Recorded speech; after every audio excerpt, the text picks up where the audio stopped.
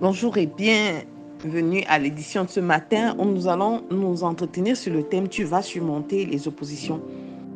Et le passage que nous allons examiner est tiré du livre de Zacharie au chapitre 4, verset 7. Il est écrit: Qui es-tu, grande montagne, devant Zorobabel? Tu seras aplani. Il posera la pierre principale au milieu des acclamations. Grâce, grâce pour elle. Nous voyons, contrairement à Gédéon que nous avons examiné précédemment, que Zorobabel faisait face à des oppositions qui lui étaient extérieures. Il était très jeune lorsqu'il lui a été confié la mission de gouverneur d'Israël, après que ceux-ci soient revenus de l'exil de Babylone, qu'ils soient revenus de leur captivité. La mission était grande. C'est pour ça qu'elle est qualifiée de montagne. Parce que Juda a été en captivité pendant près de 70 ans. Il est question donc pour Zorobabel de rebâtir sur des ruines. Elle est si grande qu'elle est qualifiée de montagne. Et cette montagne peut être identifiée dans la vie de chacun comme ce grand obstacle, cette opposition qui nous empêche d'atteindre les objectifs ou les missions qui nous ont été assignées. Les montagnes peuvent être de tout ordre, elles peuvent être mentales, spirituelles, financières, elles peuvent être de tout ordre. Mais quelle que soit la hauteur, la grandeur de la montagne, j'ai un beau message pour quelqu'un aujourd'hui, c'est que Dieu permet de surmonter ces montagnes et la parole de Dieu est vivante. Et tu vas la surmonter, la montagne à laquelle tu fais face. Cette montagne d'opposition n'est pas quelque chose qui a été érigé au-devant de toi pour t'arrêter. Parce que dans la vie, nous avons plusieurs montagnes, nous avons plusieurs événements auxquels nous devons faire face et que nous devons affronter. Il n'y a pas de moyen de les esquiver parce que c'est notre mission. Et pour y faire face, nous avons principalement deux choses que nous devons avoir à cœur. Comme pour Zorobabel, le Seigneur l'a amené à utiliser la parole, déclarer à la montagne qu'elle sera aplanie. La première des choses, c'est faire face en parlant à la situation. Si tu es devenu un enfant de Dieu, tu dois comprendre que la langue a un pouvoir. Parce que la parole de Dieu dit la vie et la mort sont au pouvoir de la langue. Et la langue est une grande arme dans le combat spirituel. Bien-aimé, si tu ne parlais pas, parle. Si Dieu ne t'a pas donné le pouvoir de t'exprimer, tu sais comment tu peux t'adresser à Dieu. Mais si tu as la voix, arrête de te taire devant les situations. Ouvre ta bouche et parle.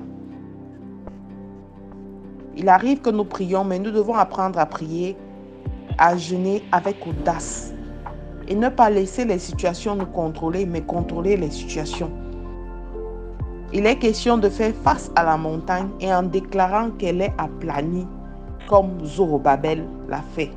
Tu seras aplani. Montagne, quels que soient tes obstacles, quelle que soit ta hauteur, quelle que soit la difficulté, quel que soit le lieu, montagne d'opposition, de pression, de maladie, quelle que soit la forme que la montagne qui est au-devant de toi, qui t'oppresse à prix, elle sera aplanie et tu dois déclarer, mais déclarer avec audace et autorité et tu verras cette chose s'accomplir.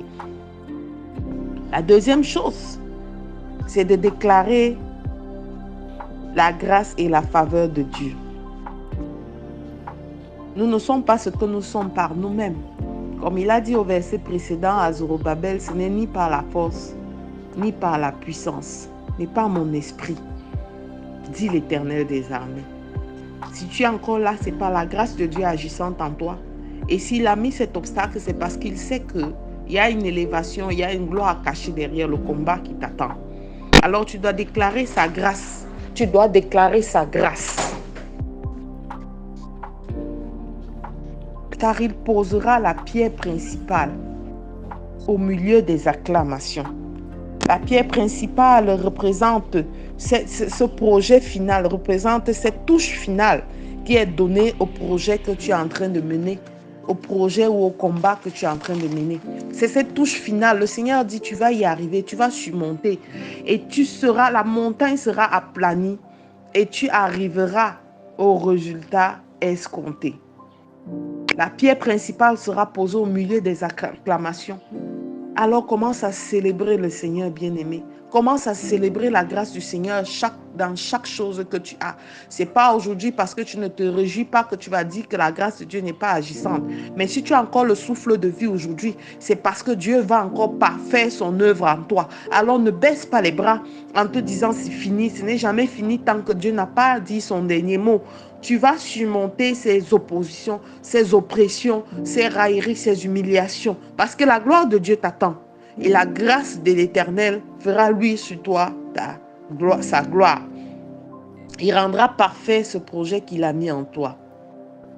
Alors cette montagne est aplanie et tu pourras tout surmonter. Ce matin, je te recommande de faire cette prière avec moi, Père éternel. Merci pour la victoire que tu m'as déjà donnée par le nom de ton Fils Jésus. Tu as payé le prix afin que je fasse taire en moi toute peur, toute discrimination, que je fasse taire en moi, Seigneur, tout ce qui m'éloigne de ta gloire et de ta victoire. Je sais aujourd'hui, Père éternel, que tu as mis en moi les capacités et les forces nécessaires pour surmonter les situations, quelles qu'elles soient. Et je viens célébrer ta victoire sur toutes ces situations dans ma vie. Merci d'être avec moi tous les jours. Au nom de Jésus-Christ, nous avons prié. Amen, amen, amen. Je suis la révérende Sangui Antoinette pour vous servir. Et je vous souhaite de passer une excellente journée. Shalom.